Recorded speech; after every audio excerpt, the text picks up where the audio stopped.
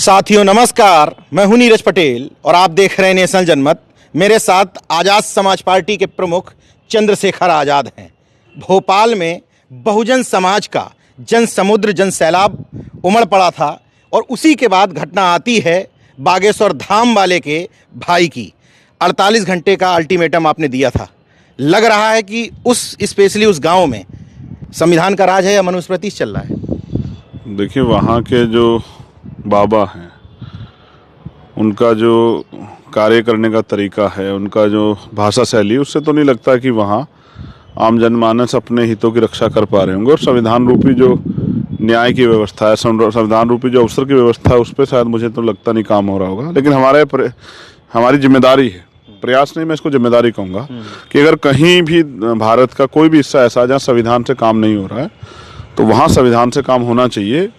ये जो घटना हुई है इसको देखने के बाद लग रहा है नहीं हो रहा है, तो भविष्य में ऐसी घटना दोबारा दोहराए, इसलिए हमने मोर्चा लिया है कि उस पर हम लोग ठोस कार्रवाई कराएं, जिससे कि दोबारा कोई बाबा या उसका कोई चेला या उसके से जुड़ा कोई आदमी कोई भी घटना करने से पहले 1000 बार सोचे।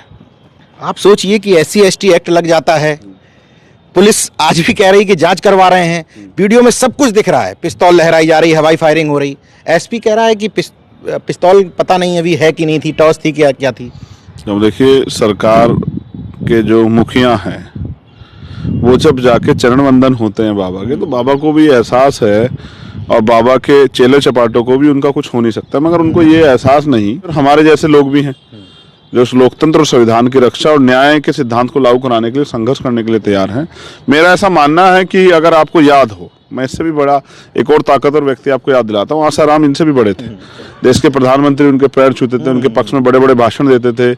बीजेपी के बहुत बड़े बड़े नेता, गृह मंत्री, डिफेंस मिनिस्टर, तमाम लोग जो हैं उनके पैर छूते थे, बड़े बड़े वादे, और कई चीफ मिनिस्टर भी। लेकिन बाद में क्या हुआ कि जब कानून के शिकंजे में फंसे तो जेल गए। अभी तक जेल के पीछे जो है सलाखों में जो है दिन गुजार रहे हैं। कि आप 48 घंटे का समय दिया था, एक पर्याप्त समय कि आप उसको गिरफ्तार करो, सारे एविडेंस है, सब कुछ है। पीड़ित परिवार भी डरा हुआ है, बार बार बयान बदल रहा है, इसका मतलब उन पर दबाव दिया जा रहा है। कल तक वो गिरफ्तार नहीं होंगे तो प्रदेश कमेटी फैसला लेगी, और हमारा लगभग फैसला ये है कि अब जो पंचायत होगी वो छतरपुर में होगी। अच्छा। क्योंकि बाबा ने किन लोगों की जमीनें छीनी है, बाबा के इस षड्यंत्र और इस अन्याय का कौन कौन लोग वहाँ शिकार हुए हैं, वो सारी लिस्ट हमने अपने पास इकट्ठा की है। और एक बहुजन पंचायत जो है, जैसी भोपाल में हुई थी, दलित पिछड़ा आदिवासी की एक पंचायत, अल्पसंख्यकों की एक पंचायत जो है वो छतरपुर में होगी। और क्योंकि मैं आंख से आंख मिला के बात करता हूँ, मैं ना खुद भागूंगा ना बाबा को भागने का मौका दूंगा। तो बाबा ने एक स्टेटमेंट जारी किया, देखिए दबाव तो है कि हमारा कोई रोल नहीं है, सब कुछ हमसे ना जोड़ा जाए।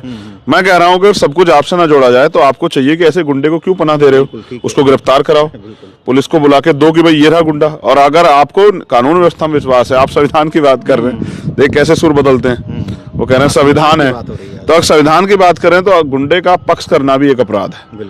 तो आपको चाहिए, बाबा को चाहिए कि वो उनको गिरफ्तार होने दे और जांच होने दे। हम भी जांच चाहते हैं, लेकिन जांच इस बात की हो कि इससे पहले कितनी ऐसी घटनाएं हो जिसमें बाबा का भाई जो है शांति प्रिय बच गया है, या पुलिस के रहमो करम से या पुलिस के सहयोग से ऐसी कितनी घटनाएं दबा दी गई हैं। तो इस बार हम बाबा को और बाबा के साथियों को इतना निराश नहीं करेंगे कि दोबारा वो ऐसी कोई घटना कर सके। अच्छा, इतना दुस्साहस कहाँ से आता है? भोपाल में लाखों की भीड़ जुटी, OBC, SC, ST, माइनॉरिटी और आदिवासी मुख्यमंत्री की बात कर दी आपने वहां पर, यानी कि एक कंप्लीट जो बहुजन यूनिटी है वो बनती हुई दिखी। उसके बावजूद भी इतना दुस्साहस इन लोगों के अंदर कैसे पैदा होता है? देखिए, जो की पोस्ट पे बैठे लोग हैं, जिसमें प्रदेश के मुख्यमंत्री हैं, गृह मंत्री हैं, पूर्व मुख्यमंत्री हैं, जब वो ऐसे बाबाओं को, और हमारा जो भोला बहुजन समाज है, जब ऐसे बाबाओं को चरण वंदन करेगा, उनके जयकारे लगाएगा, तो अपने आप ही घमंड आना, अहंकार आना, जज्बाती होना, हिंसक होना, ये तो प्रवृत्ति में आ ही जाता है। ताकत जो है तानाशाह बना देती है। तो जो प्रदेश की कानून व्यवस्था को संभालने वाले लोग हैं, वही IAS IPS बैठ के वहां जो उनके पैर छुएंगे तो उनको ये नहीं लगेगा कि वही सब कुछ है। ऐसा अहंकार ज्यादा दिन नहीं चलता है, अभी उनके अंदर अहंकार है। आप देखो, उससे भी बड़ी बड़ी घटनाएं एक और हुई, वहां एक बच्ची गायब हुई, वहां से एक बच्ची की जान चली गई उस पाखंड के चक्कर में, एक महिला की जान चली गई। इन सब चीजों को भी नहीं नकारा जा सकता है, क्योंकि देश का कॉन्स्टिट्यूशन, जिसको हम ये जो देश के सभी लोगों को समान अवसर देता है, उसका जो आर्टिकल 51 है, उसमें इस बात को स्पष्ट किया गया है कि भारत के हर नागरिक को वैज्ञानिक दृष्टिकोण अपनाना चाहिए, अंधविश्वास पाखंडवाद को रोकने का प्रयास करना चाहिए। हम तो वो ड्यूटी अपनी जो है निभा रहे हैं, वो अंधविश्वास पाखंडवाद के जरिए हमारे लोग गुमराह कर रहा है। वहां और कोई नहीं जाता, हमारे लोग जाते हैं। हमारे लोग वहां से उम्मीद करते हैं, क्योंकि देश में संसाधनों में गैर बराबरी हुई है, संसाधनों का वितरण हुआ है, वो सही तरीके से नहीं हुआ और आज भी नहीं हो रहा है। इसके कई उदाहरण मैं आपको दे सकता हूँ कि आरक्षण के 27% होने के बाद भी वहां 14-14.5% मिल रहा है। अभी मैंने परसों ही वहां जब मैं गया कहा कि 16% आरक्षण एससी का, उसमें भी 11, 12, 13 जो मध्य प्रदेश प्रशासनिक सेवा में अब तक मिल रहा है, 16 पूरा नहीं हो रहा है। तो ये जो वितरण की गैर बराबरी, इसके कारण जो लोग गरीब लोग हैं, आर्थिक रूप से कमजोर लोग हैं, SC ST OBC के, वो ये चाहते हैं कि उनकी जिंदगी में बदलाव हो जाए। धर्म का जो को आधार बना के जो पाखंडवाद फैलाया जाता है, तो उनको उम्मीद है कि बाबा के पैर छूने से या बाबा को जाकर दुख बताने से दुख खत्म हो जाएगा, जबकि दुख नहीं खत्म होगा, बाबा का सुख बढ़ेगा। तो मैं समझता हूं बाबा को सुखी करने से काम नहीं चलेगा, जनता के दुख दूर करने के लिए ऐसे बाबाओं के चंगुल से लोगों को निकालना चाहिए। उसका एक ही जरिया है कि बाबाओं की पोल जनता के सामने खुले।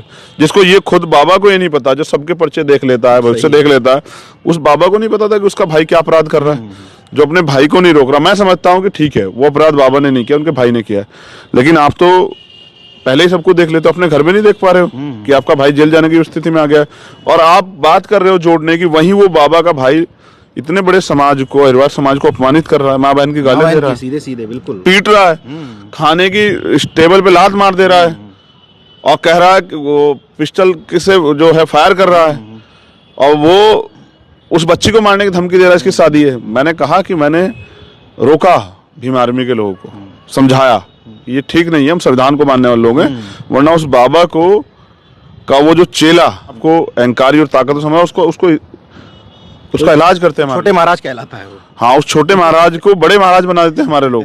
लेकिन मैंने रोका उनको कि नहीं, ये ठीक नहीं है। जब हम संविधान में भरोसा रखते हैं तो हमें कानूनी कार्रवाई करनी चाहिए। और मुकदमा नहीं दर्ज हो था, हमारी टीम जाके मुकदमा दर्ज कराई, तब उनमें बल आया। फिर मैंने उनके पिताजी से पूछा, लड़ोगे या फिर दब जाओगे? तो उन्होंने कहा नहीं, लड़ेंगे, क्योंकि वो भी ग्लानि महसूस कर रहे हैं। मुझे तो ये डर है कि गिरफ्तारी में देर होने के कारण हो सकता है उसको परिवार कोई गलत कदम ना उठा ले। जितना अपमान वो परिवार महसूस कर रहा है, समाज, हो सकता है वो कोई इस तरह का आत्मघाती कदम उठा ले, किसी की जान माल का नुकसान हो जाए। भी चश्मदीद हैं, स्पष्ट कह रहे हैं कि मेरी जान को खतरा है। बिल्कुल, लेकिन बताइए सुरक्षा किसको दी गई है? सुरक्षा बाबा की हो रही है। जो अपराध कर रहे हैं उन्हीं की सुरक्षा हो रही है। सत्ता के दम पे जो नंगा नाच वहां हो रहा है, उसी के लिए हमने तय किया है कि बाबा का तो चलो चल रहा है, लेकिन हमारे लोगों पे तो वहाँ पक्के मकान भी नहीं है नीरज भाई। मैं भी गया, मैंने देखा, जब किशन लाल यादव बागरी हमारे साथी जो आंदोलन में आए थे, उनकी जिनकी डेथ हुई, मैं जब उनके घर गया तो मैंने देखा उनका उस वहाँ पे बड़े पैमाने पे SC ST BC के जो मकान हैं, उन लोगों पे पक्के मकान भी नहीं है। आजाद हुए में 75 साल से ज्यादा हो गए हैं। तो इसका मतलब आज भी हमारी समस्या लोगों की नजरों में समस्या नहीं है। तो इसलिए ऐसे बाबाओं से दूर रह के हमारे लोगों को संविधान का जो संविधान रूपी सिद्धांत है उसकी तरफ भी चलना चाहिए, तभी जाके शायद हमारे लोग स्वाभिमान, सम्मान और अधिकारों का जीवन इस देश में प्राप्त कर पाएंगे। देखते रहिए नेशनल जनमत, जागरूक और सजग बने रहिए। जय विज्ञान, जय संविधान, जय लोकतंत्र। धन्यवाद।